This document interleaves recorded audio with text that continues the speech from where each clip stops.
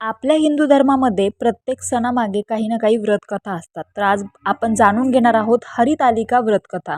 कुमारिका आणि महिला हे व्रत करतात. हरितालिका कथा ही भविष्य पुराणातील हरगौरी संवादात आली आहे. भाद्रपद तृतीयेला केले जाणारे हे व्रत या वर्षी सोमवारी 26 ऑगस्ट 2025 रोजी केले जाईल. या दिवशी सकाळी स्त्रिया लवकर उठून स्नानादी करून नवे कोरे वस्त्र परिधान करतात, साज शृंगार करतात. पूजेसाठी चौपाटावर केळ्याच्या पानांचा मंडप करून त्यात वाळूचे शिवपिंड करतात किंवा शिवपार्वतीची प्रतिमा ठेवतात. यावेळी सुहागिनीची सर्व सामान चढवला जातो. रात्री जागरण करून स्त्रिया खेळ खेळतात, गाणी म्हणतात किंवा भजन कीर्तन करतात.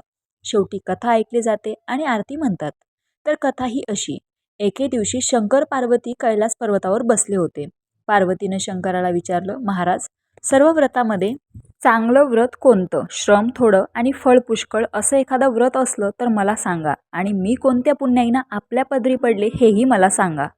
तेव्हा शंकर भगवान म्हणाले, जसा नक्षत्रात चंद्र श्रेष्ठ, ग्रहात सूर्य श्रेष्ठ, 4 वर्णात ब्राह्मण श्रेष्ठ, देवात विष्णू श्रेष्ठ, नद्यात गंगा श्रेष्ठ, त्याप्रमाणेच हरितालिका हे व्रत सर्वात श्रेष्ठ आहे.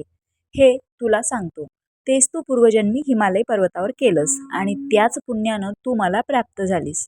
ते ऐक. हे व्रत भाद्रपद महिन्यातल्या पहिल्या तृतीयेला करावं. तू लहानपणी मी तुला प्राप्त व्हावे म्हणून मोठं तप केलंस. 64 वर्ष तर झाडाची पिकलेली पानं खाऊनच होतीस. थंडी, पाऊस, ऊन ही तिन्ही दुःख सहन केलीस. हे तुझं श्रम पाहून तुझ्या वडिलांना फार दुःख आणि अशी कन्या कोणास द्यावी अशी त्याला चिंता पडली. इतक्यात तिथं नारद मुनी आले. हिमालयानं त्यांची पूजा व येण्याचं कारण विचारलं. तेव्हा नारद म्हणाले, तुझी कन्या उपवर झाली आहे. ती विष्णूला द्यावी. तो तिच्या योग्य नवरा आहे. त्यांनीच मला तुझ्याकडे मागणी करण्यास पाठविले आहे, म्हणून इथं मी आलो आहे. हिमालयाला मोठा आनंद झाला. त्यानं ही गोष्ट कबूल केली. नंतर नारद तेथून निघून विष्णूकडे आले. त्यांना ही हकीकत कळविली व आपण निघून दुसरीकडे गेले.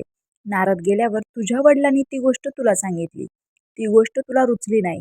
तू रागावलीस. असं पाहून तुझ्या सखीनं रागावण्याचं कारण विचारलं. तेव्हा तू सांगितलं, महादेवा वाचून मला दुसरा पती करणं नाही असा माझा निश्चय असे. म्हणून असे असून माझ्या वडिलांनी मला विष्णूला देण्याचं कबूल केलं आहे. याला काय उपाय करावा? मग तुझ्या सखीने एका घोर अरण्यात नेलं. तिथं गेल्यावर एक नदी दृष्टीस पडली. जवळच एक गुहा आढळली. त्या गुहेत जाऊन तू उपवास केलास. तिथं माझी लिंग पार्वतीसह स्थापिलीस. त्याची पूजा केलीस. तो दिवस भाद्रपद शुद्ध तृतीयेचा होता. रात्री जागरण केलंस. त्या पुण्याने इथलं माझं आसन हल्लं. नंतर मी तिथं आलो.